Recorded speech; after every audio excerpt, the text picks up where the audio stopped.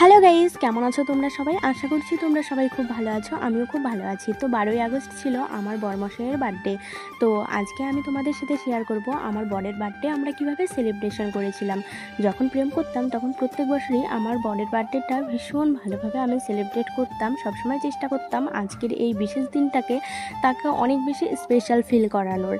4 বছর ধরে প্রেম করেছি, 4 বছর ধরেই কিন্তু ওর বার্থডে প্রত্যেক বছরই সেলিব্রেট করেছি। আর এবছর যেহেতু আমি ওর গার্লফ্রেন্ড নই, এই বছর আমি ওর বউ হয়েছি, তো ওর জন্য তো একটু স্পেশাল কিছু থাকেই। ও অ্যাকচুয়ালি জানতেও না যে আজকে আমরা ওর বার্থডেটা সেলিব্রেট করব।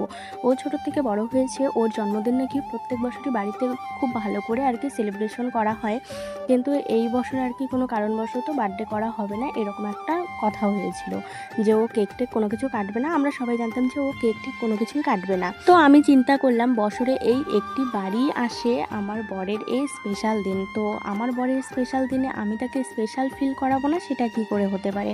সে কিন্তু সবসময় চেষ্টা করে আমার জন্মদিনে যেভাবেই হোক খুব সুন্দর সুন্দরভাবে ও কিন্তু আমাকে সারপ্রাইজ দিত। শুধু ওই নয়, আমিও ওকে ভীষণ ভালোভাবে সারপ্রাইজ দেওয়ার চেষ্টা করেছি প্রত্যেক বছরই, আর কম বেশি প্রত্যেক বছরই ওকে ভালোভাবেই সারপ্রাইজ দিয়েছি। গত বছর শুধু হয়নি, কারণ গত বছর ও অসুখ ছিল আর কেক কাটা যাবে না, সেই কারণে ও গত বছর বাড়ির থেকেও কেক কাটেনি, এমনকি আমিও ওকে কেক কাটাইনি। এমনিতে আমাদের ঘোরাঘুরি, পুজো দেওয়া, তারপর খাওয়া দাওয়া সব কিছু হয়েছিল। তো এই বছর আমি ওর ঘরের বউ, ওকে এই দিনটাতে কীভাবে স্পেশাল ফিল না করিয়ে পারি বলো। কথা ছিল কেক টেক কোনো কিছুই কাটানো হবে না, তো আমি হঠাৎ করে আমার দুই ভাগ্নিকে বললাম, ভাস্তি আর কি, ওরা ভাস্তি হয়, ওদেরকে বললাম চলো একটু বাজারে আমরা কেক কিনতে যাই। তো ওদের বলার সাথে ওরা বললো ঠিক আছে কাকি যাবো। তো ওদেরকে সন্ধ্যাবেলা ডেকে নিয়েছি, আর এই যে ছোট্ট মোট্ট করে আয়োজন করেছি। এদিকে আমার দিদা শাশুড়ি পায়েস বানিয়ে রেখেছে, এদিকে আমার শাশুড়ি মা আমাকে আটা বেলে দিচ্ছিল, আমি এখানে পুরি ভাজছিলাম। তো যখন আর কি ভিডিও করতে চাইছিলাম তখন পুরিগুলো একদমই ফুলছিল না, আর এমনি সময় পুরিগুলো কত সুন্দর করে ফুলেছে।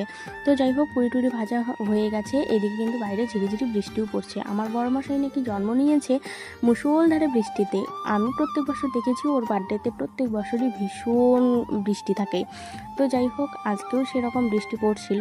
তো এখন আমরা সব কিছু রেডি করেছি, আর ওকে দোকান থেকে ডাকা হয়েছে, ও দোকান থেকে চলে এসেছে। মানে ও জানতেও না যে একটা বার্থডে সেলিব্রেশন হবে, আমরা ওর জন্য একটা সেলিব্রেশন রেখেছি। হয়তোবা ও আমার কাছ থেকে আশা করেছিল এটা, কারণ ও জানে ওর বউ সবসময় ওকে স্পেশাল ফিল করানোর চেষ্টা করে এই দিনটাতে। ও শিওর ছিল, মানে ও শিওর ছিল মনে মনে যে আমি ওকে কিছু না কিছু সারপ্রাইজ দিবই। তো যাই হোক, খুব বড় আয়োজন করতে পারিনি, সামান্য একটা আয়োজন মা বাবা আমি মিলে করেছি। এই বছর অনেক ছোট করে করেছি, তাই জন্য কাউকে কোনো কিছু বলা হয়নি। যদি ভালোভাবে থাকি, যদি ভগবান ভালো রাখে, তাহলে চেষ্টা করব